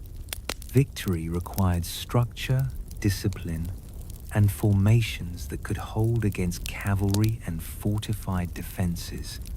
The shield wall became the defining feature of Viking battle. Warriors stood shoulder to shoulder, their round shields overlapping like scales. Behind this wall of wood and iron, spears and swords thrust forward in unison. The strength of this formation came not from one man, but from the unity of many. To break the shield wall required force and discipline. To hold it demanded loyalty and control. In such a formation, the berserker frenzy was not an asset, but a liability. Imagine the moment. A shield wall holds steady, pressing against the enemy. Then one man, lost in rage, rushes out screaming, leaving a gap in the line. The enemy seizes the chance, pushing through, breaking the wall, and scattering the formation. What seemed like bravery becomes recklessness. The berserker's fury that once inspired fear now threatens the survival of his comrades. In the age of armies, discipline was stronger than frenzy. Warfare also evolved beyond simple clashes. Leaders adopted tactics from their neighbors, including ambushes, feigned retreats, and coordinated maneuvers. They built fortifications, used cavalry allies, and fought prolonged campaigns. In such contexts, stamina mattered more than sudden bursts of rage. A warrior who collapsed after a frenzy was of little use in a siege that lasted weeks. Armies needed fighters who could endure, not just explode with fury. The growth of professional retinues, known as hirð in Norway and similar groups elsewhere, further sidelined the berserker. These were men sworn to their lord, bound by loyalty and rules of service. They were valued for obedience, not unpredictability. A king needed men he could trust to guard his hall and carry out his orders, not men who might lose control in a feast or turn violent against allies. The berserker did not fit into this model of professional warriorhood. Contact with continental Europe reinforced this shift. As Vikings faced Frankish knights and Anglo-Saxon armies, they encountered opponents who relied on heavy cavalry, archery, and strict discipline. Berserkers charging recklessly into mounted knights would be cut down, their frenzy no match for steel and horse. To survive, Viking leaders had to adapt, organizing their forces with more structure. In this new reality, individual fury became less relevant, even dangerous. This does not mean that berserker-like behavior disappeared entirely from battlefields. In every age, there are men who fight with unusual rage or fearlessness. But the culture that celebrated and ritualized such behavior declined. Instead of being honored as chosen warriors, such men were more likely to be seen as disruptive or expendable. The battlefield no longer rewarded the berserker's style of combat. The sagas reflect this change. By the time they were written, berserkers often appear not as useful warriors, but as obstacles for heroes to overcome. They are portrayed as duelists or troublemakers, rather than disciplined soldiers. This literary role mirrors their historical decline. The berserker belonged to the past, to the time of raids and personal honor, not to the era of armies and kingdoms. The evolution of warfare sealed the fate of the berserker as much as law or religion did. Armies demanded discipline, kings demanded loyalty, and the church demanded self-control. The berserker, defined by frenzy, fit none of these demands. His time had passed, Yet even as they disappeared from real battlefields, berserkers remained alive in imagination. Their legend, shaped by sagas and stories, continued to echo. The wild fighter who once broke shield walls became a figure of myth, not history. To understand how they faded completely, we must look at how society remembered them after their disappearance, and why their legend endured long after their frenzy was outlawed. By the end of the Viking Age, the berserker no longer stood on the battlefield. Laws had declared berserkergang illegal, Christianity had branded it sinful, and the rise of armies had made it impractical. Yet this was not the end of the berserker. Instead of vanishing completely, he transformed into a figure of memory, preserved in stories, poetry, and later, imagination. The man disappeared, but the myth endured. The sagas played the largest role in this transformation. Written down in the 13th century, long after berserkers had faded from real life, they kept alive the dramatic picture of shield-biting warriors howling like beasts. In these stories, berserkers were often portrayed as villains or obstacles for the hero to overcome. They challenged men at feasts, demanded duels, or caused chaos in peaceful communities. When the hero defeated them, order was restored. This literary role preserved the berserker as a symbol of excess powerful but uncontrolled, strong but doomed. At the same time, the sagas also hinted at admiration. Even when berserkers were cast as troublemakers, their strength and fearlessness were acknowledged. They remained larger than life, figures who stood apart from ordinary men. This dual role, admired for their courage but condemned for their violence, made them perfect material for storytelling. They embodied the tension between human limits and human longing, between the desire for power and the need for control. Folklore also kept the memory alive. In some later traditions, berserkers were described almost like werewolves, men who could take on the spirit of animals and lose themselves in fury. Others remembered them as cursed figures, doomed by their own rage. These echoes show how the berserker blurred into myth, joining the larger world of supernatural stories that surrounded Norse culture. The endurance of the berserker legend also reflects how people use memory. A society may outlaw a practice, but still keep its image alive as a warning, a lesson, or a source of fascination. The berserker served all three roles. As a warning, he showed the danger of losing self-control. As a lesson, he reminded people that even the strongest could fall once their frenzy ended. As a fascination, he allowed storytellers to explore the limits of courage and madness without needing the men themselves to still exist. The myth was further strengthened by the natural human attraction to extremes. Ordinary soldiers do not make lasting legends.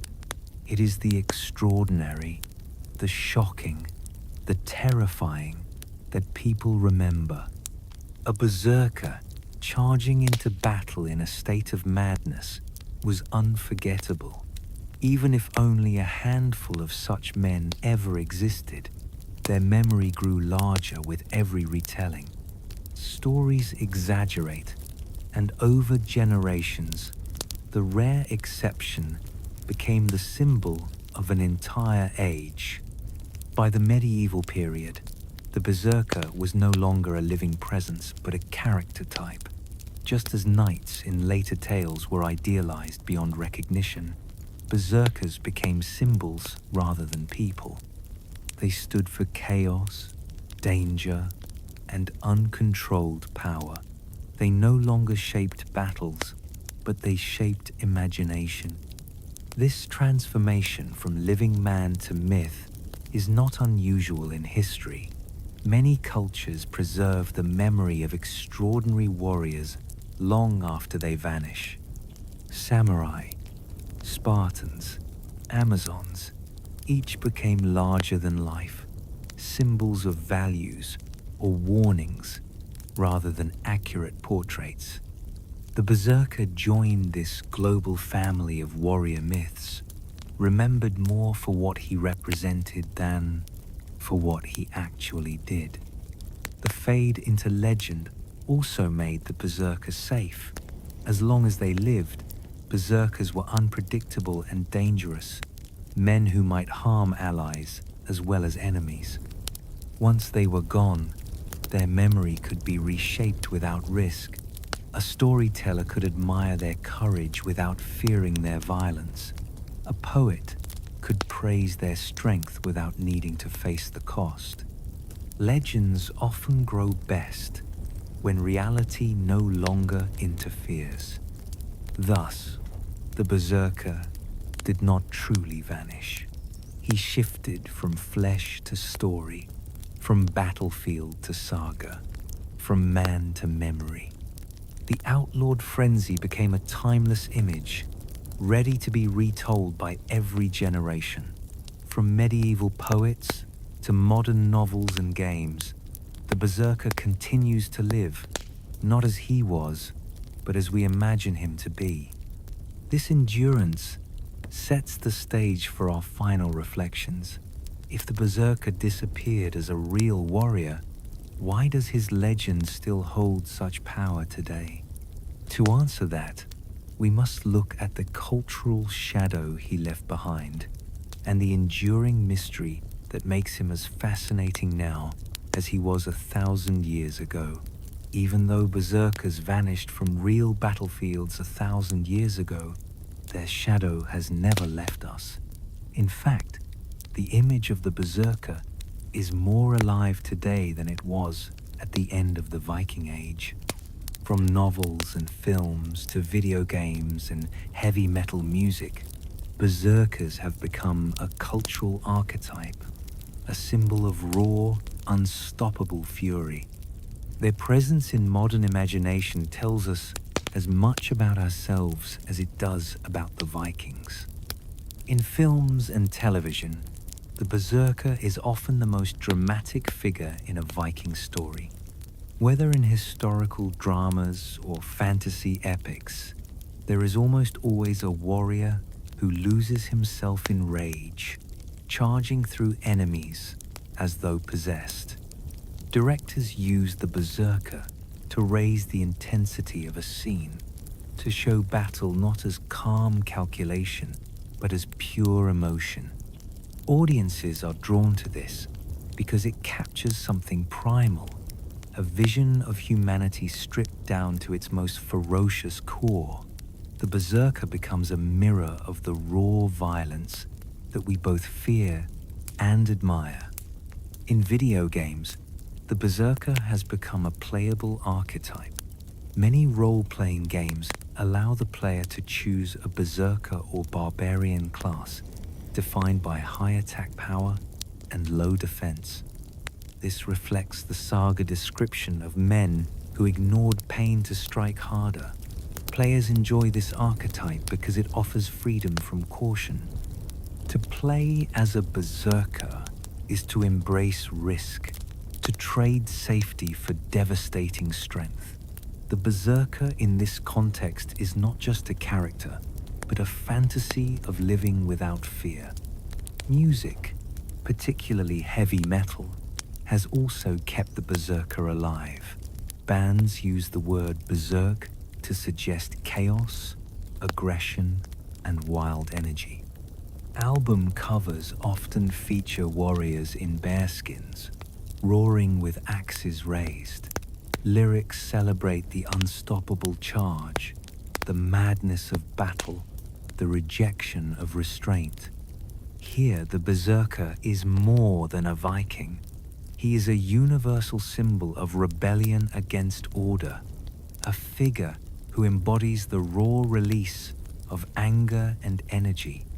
Even outside entertainment, the word berserk has entered everyday language. To say someone went berserk is to say they lost control, acted wildly, or became violent. Most people who use the word have never read a saga or studied Viking history, yet the term carries its original meaning across centuries. This shows how deeply the legend has sunk into culture. It has become part of our shared vocabulary for extremes. Why does this image continue to resonate? Part of the answer lies in the universal human fascination with breaking limits. Most of us live within rules, whether social, physical, or emotional. The idea of stepping beyond those rules, even briefly, is both terrifying and thrilling. The berserker represents that moment when a person abandons restraint and embraces raw power. He shows us what it looks like to live without fear of consequence, to act with total abandon. That fantasy, however dangerous, continues to attract us. There is also the allure of transformation. The berserker is not simply a strong man. He is a man who becomes something else, who takes on the spirit of a bear or wolf, who loses his humanity in order to gain strength. Transformation myths exist in many cultures, from werewolves to shamans. The berserker is the Norse version of this timeless theme. In modern stories, the idea of a human who becomes more than human still holds great appeal. Finally, the endurance of the berserker legend shows the power of stories themselves. Even if berserkers were rare or exaggerated, the stories about them were too dramatic to die. Each generation retold them, reshaping them to fit new needs. For Vikings, they were symbols of divine fury. For medieval Christians, they were warnings against sin. For us today, they are symbols of rebellion, freedom, or primal strength. The berserker survives because he is endlessly adaptable. The cultural shadow of the berserker reminds us that legends do not need armies or graves to endure. They live as long as people find meaning in them. Berserkers still charge across our screens, rage in our music, and echo in our language, because they express something we cannot easily let go of: the fascination with the wild, the uncontrollable, and the extraordinary. But fascination is not the same as truth. If modern culture keeps the berserker alive as symbol, historians must still ask what we can actually prove about these warriors. In the next step, we will turn from legend to evidence, separating what can be said with confidence from what must remain in mystery. After centuries of stories, songs, and speculation, the question remains: what can we actually prove about Viking berserkers? Legends may inspire, but history demands evidence. To find the truth, we must sort through the sagas, the archaeology, and the laws, separating what is likely from what is almost certainly exaggeration. The first point we can prove is that the idea of berserkers existed in Viking culture. The word berserker appears in Old Norse texts, and sagas describe men who fought in a frenzy. Legal codes in Norway and Iceland specifically outlawed berserkergang, showing that such behavior was recognized and considered disruptive. These facts confirm that the berserker was not purely a modern invention. Viking society itself knew of men who were remembered or imagined as fighting in wild states. The second point we can prove is that animal symbolism played a role in warfare. Archaeological finds of figurines and grave goods show warriors connected to bears and wolves. Whether these men were literally berserkers or not, the symbolism matches saga descriptions of fighters who took on the strength of beasts. This supports the idea that some Vikings embraced animal identities as part of their warrior culture. The third point we can prove is that berserkers were not common. The evidence is too sparse to suggest they made up a large group within Viking armies. Instead, they appear as rare individuals or small bands remembered more for their unusual behavior than for their numbers.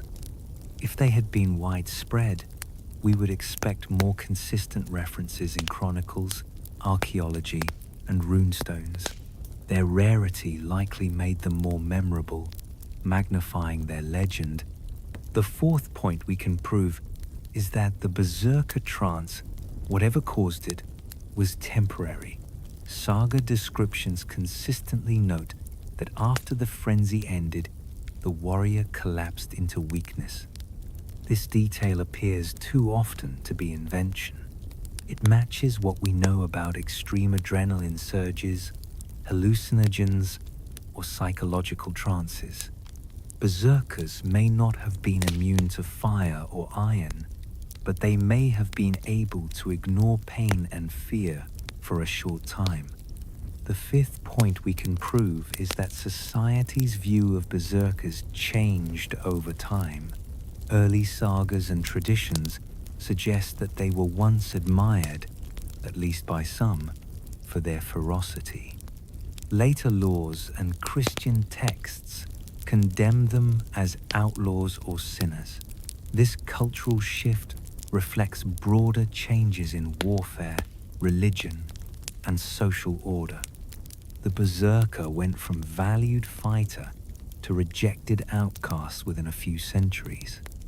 What, then, falls into the category of exaggeration?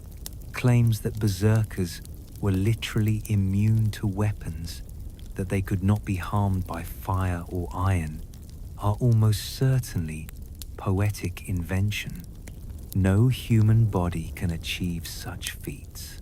Stories of men lifting impossible weights or fighting with the strength of many may contain kernels of truth, but they were likely expanded in retelling. The shield biting and howling may have been real ritual acts, but the descriptions of supernatural invulnerability belong more to myth than history. It is also unlikely that berserkers were a formalized order or large class of warriors.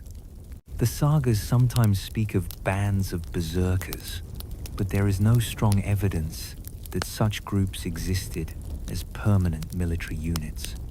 More likely, the word was applied to individuals whose behavior set them apart, whether through drugs, rituals, or natural temperament. Later storytellers may have grouped them together in memory, turning scattered figures into a supposed class. In short, we can prove that berserkers were known, feared, and remembered, but we cannot prove that they were as numerous or as superhuman as legend suggests. The truth lies somewhere between myth and history. They were real enough to be outlawed, rare enough to be exaggerated, and human enough to collapse once their frenzy ended. This balance between proof and exaggeration is what makes the berserker so fascinating. He is not purely myth, like a dragon or giant, nor is he purely fact, like a farmer or trader. He exists in the shadowy space where history and imagination meet. We can confirm his presence, but not his full nature. We can touch the edges of his reality, but never grasp the whole. As we step toward the conclusion, this tension sets the stage for mystery. For even when we have separated fact from fiction, questions remain unanswered. What exactly triggered the berserker trance? How many such men lived? And why does their memory still haunt us long after their battles ended? These are the riddles that keep the berserker legend alive, and they are the questions we turn to next. For all the stories, poems, and fragments of evidence, much about the Viking berserker remains beyond our reach.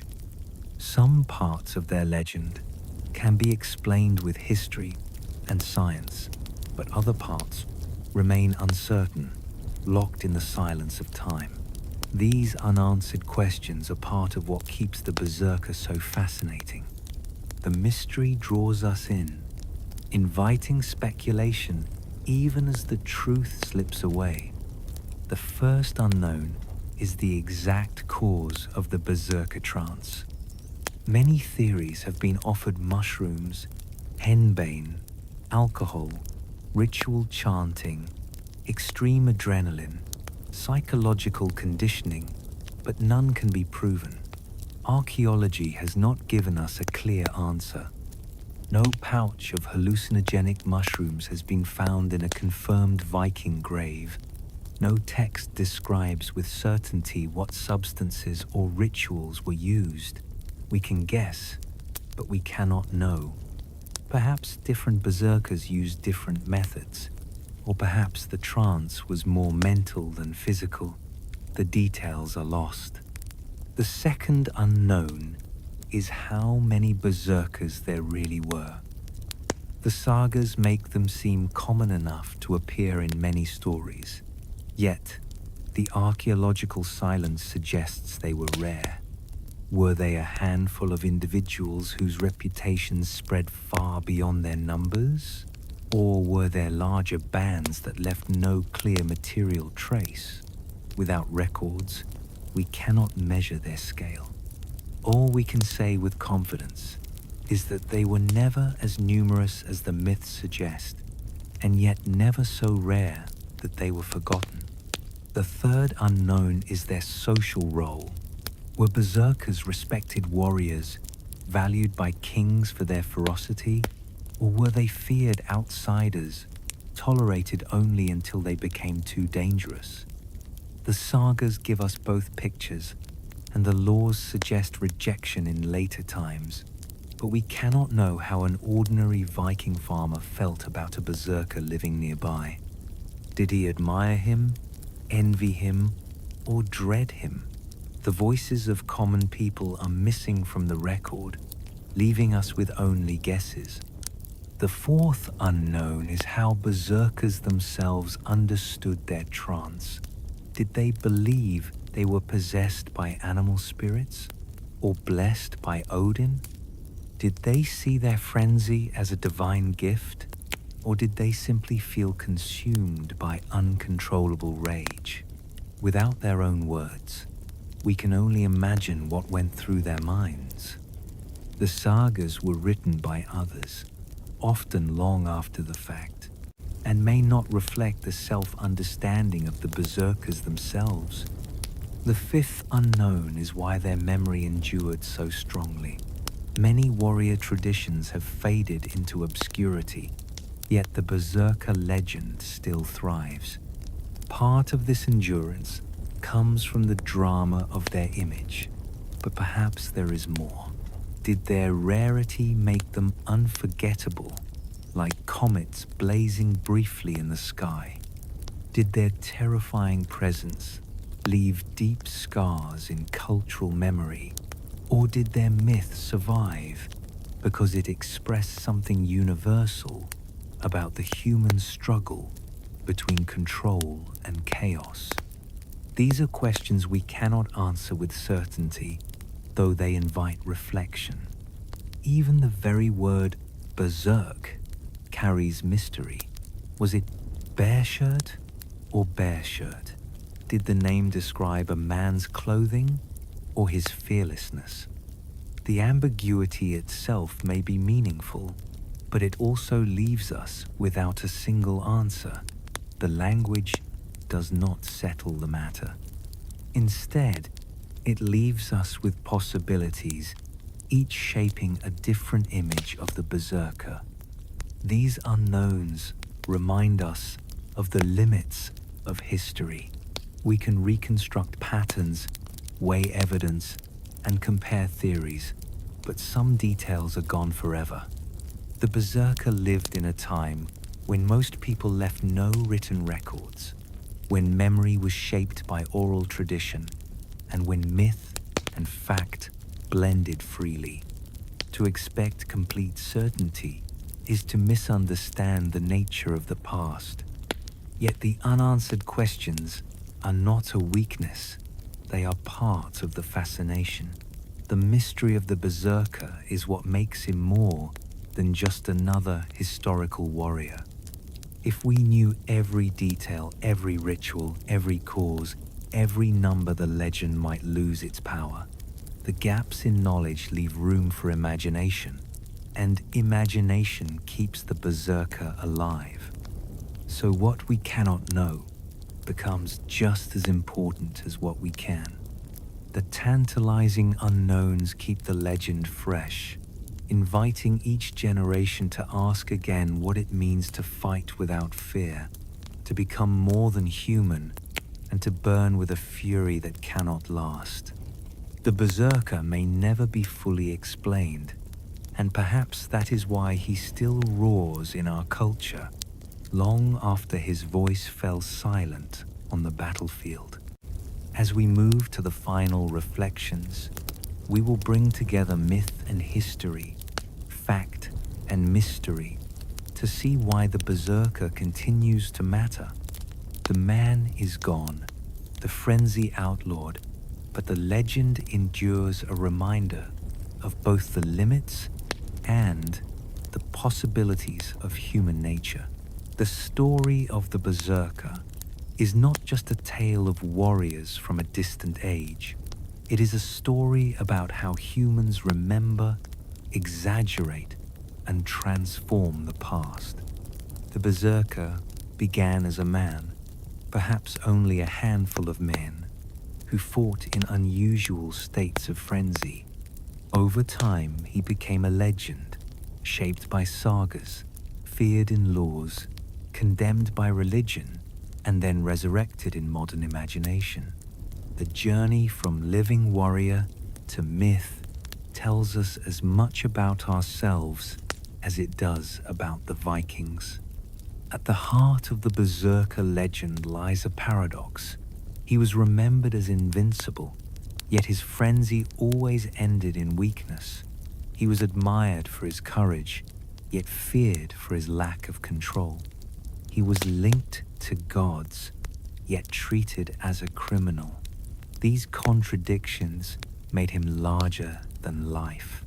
They also made him an enduring figure because he embodied the tension between the human desire for power and the human need for restraint.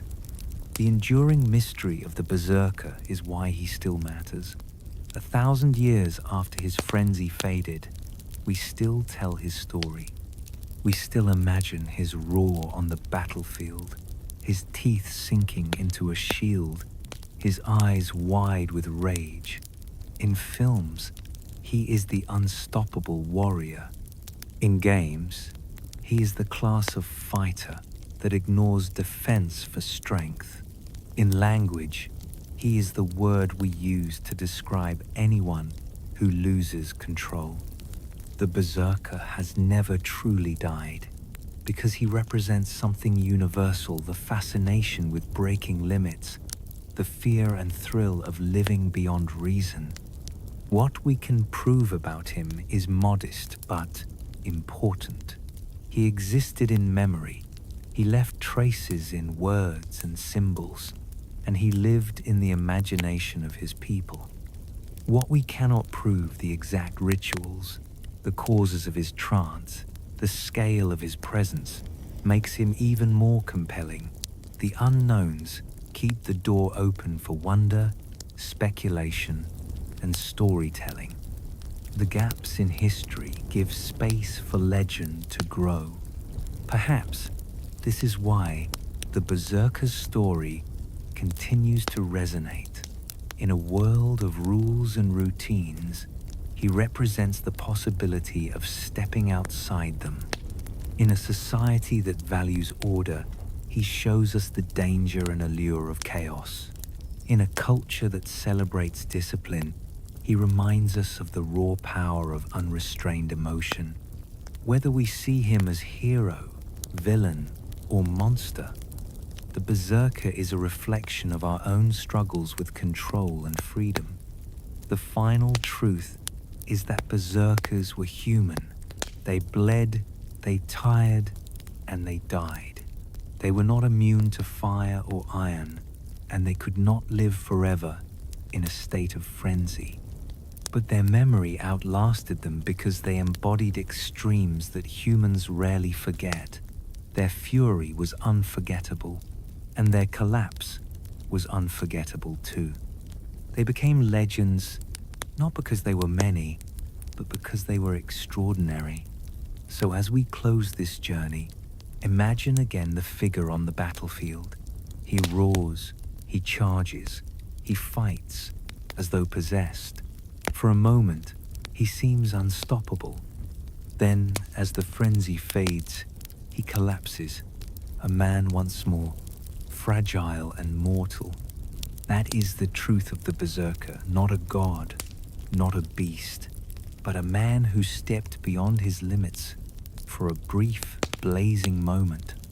And that is why we still remember him. Not because he conquered kingdoms or built empires, but because he showed us what it means to burn at the edge of human possibility. His story is a reminder that legends grow not only from victory, but also from mystery, from the places where fact and imagination meet. The berserker remains an enduring mystery, a figure of awe, fear, and fascination, forever alive in the shadows of history. The berserkers of the Viking Age have long since vanished, but their echoes remain in our stories, our words, and our imagination. Behind the legends were fragile men, burning brightly for a moment and then fading into silence. Their truth lies somewhere between myth and memory, reminding us that even the fiercest warriors were human after all. So as you close your eyes tonight, let the roar of battle fade into calm. Rest easy, knowing that even legends eventually grow quiet.